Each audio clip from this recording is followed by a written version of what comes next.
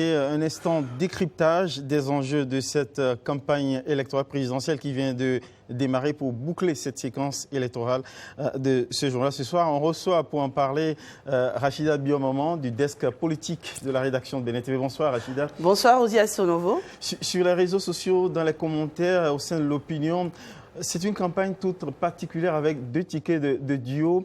Certains considèrent que c'est plié. On essaie de supputer sur les chances de chaque duo. Alors, question pour commencer en termes d'enjeux. Est-ce qu'on peut considérer cette campagne comme un moment décisif ou simplement une formalité dans le processus électoral, comme ça se chuchote sur les réseaux sociaux? Alors, Ozias, il faut dire d'entrée de jeu que ce n'est pas une formalité. Et ce n'est pas non plus, on va dire, le moment le plus décisif du processus électoral. En réalité, la grande partie du rapport de force se joue même avant que ne démarrent les campagnes. Il y a les accords, il y a bien entendu les bases électorales. Il y a aussi des dynamiques politiques, en réalité, qui se mettent en place. Donc, tout se joue avant même que ne démarre la campagne. Ce qui commence aujourd'hui, Ozias Sonovo, ce n'est pas la conquête, mais c'est la consolidation de tout ce qui a commencé il y a quelques mois et surtout la mobilisation qu'on sonne au niveau des états-majors politiques. Donc tout s'est préparé en amont pour implanter les bases, avoir un ancrage territorial électoral dans les fiefs, les divers fiefs. Alors qu'est-ce qui va se jouer alors concrètement au cours de ces 2 semaines de campagne électorale présidentielle? Alors ce qui va se jouer, ce n'est pas seulement dans les discours, mais c'est surtout sur le terrain. Parce que vous le savez, Ozias Sonovo, cette élection intervient dans un contexte particulier. Et donc ce qui va se jouer, c'est qui est capable de mobiliser, qui peut faire sortir, on va dire, ses électeurs et qui est surtout capable, qui contrôle réellement, on va dire, ses relais locaux. Et dans ce type de campagne, c'est vrai qu'il y a la rhétorique, mais il y a surtout la logistique. Et donc, ce qui va se jouer lors de cette présidentielle, c'est lequel des 2 duos de candidats va réussir à rallier le maximum d'électeurs. Il y aura de la rhétorique, on l'a vu dans des sujets qu'on a déjà entendus précédemment dans ce journal, des attaques, des pics, mais aussi des offres, de promesses d'un avenir meilleur. Chaque duo est porteur d'un projet, d'un rêve, d'un projet de société pour tout dire. Est-ce que vous pensez que épancher ces projets de société aura un impact sur le peuple électeur?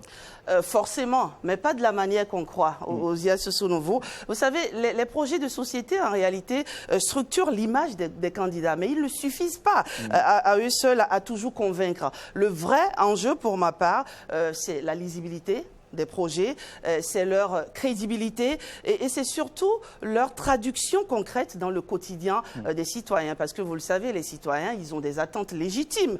Et donc, les projets, même s'ils sont bons sur le papier, les populations, les électeurs attendent que cela se traduise concrètement dans leur quotidien. Les électeurs attendent bien sûr d'avoir que ces projets aient un impact sur leur vie quotidienne et leur futur. Comment pouvez-vous analyser leur posture face justement à la présentation de ces projets de société? Alors aujourd'hui, on observe sur le terrain, on va dire, plusieurs profils, mais j'en citerai 3. Il y a d'abord les convaincus, ceux qui sont déjà acquis, ceux qu'on n'a plus besoin de convaincre. Et il y a les indécis qui attendent, on va dire, un tout petit déclic. La 3e catégorie que je note ici, ce sont ceux que je pourrais appeler les désengagés, les sans parrainage. Et c'est là que réside l'enjeu même. N'oublions pas, Ozias, que ces élections interviennent, je l'ai dit il y a un instant, dans un contexte particulier où des partis politiques n'ont pas pu répondre aux exigences de la loi et donc sont forcément hors course. Et c'est là que tout va se jouer.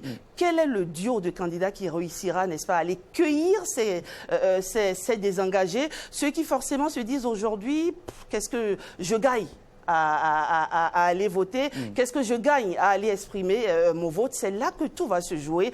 Et franchement, ma foi, il y a fort à faire. Il y aura aussi un autre enjeu, c'est l'osmose entre le discours électoral et les aspirations réelles en fait du peuple électeur à la rencontre duquel vont les candidats. Est-ce que des décalages potentiels ne peuvent pas survenir? Un peu quand même. Vous abordez là, Ozias Sonovo, un point clé. Les candidats, eux, vous savez, ils parlent de projet, ils parlent de vision, ils parlent d'ambition nationale. Mais les électeurs, eux, ils parlent de coût de la vie. C'est ce qui intéresse les électeurs. Eux, ils parlent quoi? Ils parlent de l'emploi. Les électeurs parlent des conditions concrètes d'existence. Et donc, on a le sentiment parfois, quand on analyse tout ça, qu'il y a comme deux campagnes. Il y a une campagne politique visible et il y a une autre campagne sociale qui est, on va dire, invisible. Et c'est celle-là même qui est déterminante. Mais quand on analyse un peu les projets de société des deux candidats, on a le sentiment, surtout quand on prend le projet de société de Romuald Wadaï, voilà quelqu'un qui voudrait, n'est-ce pas, faire profiter la croissance à l'ensemble des Béninois. Il voudrait que désormais cette croissance-là se matérialise, n'est-ce pas, dans les plats de chaque citoyen. Et d'un autre côté, on voit le candidat Rompouet qui, lui, carrément met au cœur de son projet de société le social. C'est ce qui, lui tient à cœur. Alors, en définitive, qu'est-ce qu'on pourra dire? On dira que il n'y a pas de réel décalage. Tout se jouera, n'est-ce pas, dans la concrétisation de ce qui est annoncé dans les projets de société. En tout cas, les duos, les différents candidats colistiers qui font la battue électorale sur le terrain seraient bien inspirés à réécouter votre analyse pour davantage aller à la rencontre du peuple électeur. Merci d'être passé à Chidat Bio-Moment. Je rappelle que vous êtes une chroniqueuse active du desk politique. Merci Osias Sounovo. On rappellera que la campagne dure 15 jours. Elle a démarré aux premières heures de ce vendredi et elle s'achève le 10 avril prochain. Et on va surtout souhaiter que les électeurs sortent le plus possible, n'est-ce pas, pour aller manifester leur choix dans les urnes, parce que c'est pas en restant à la maison, n'est-ce pas, qu'on aide à construire ce pays. On va dans les urnes, on vote et on manifeste son désir d'aller le plus loin possible. On compte sur vous pour maintenir la veille. Merci Osias.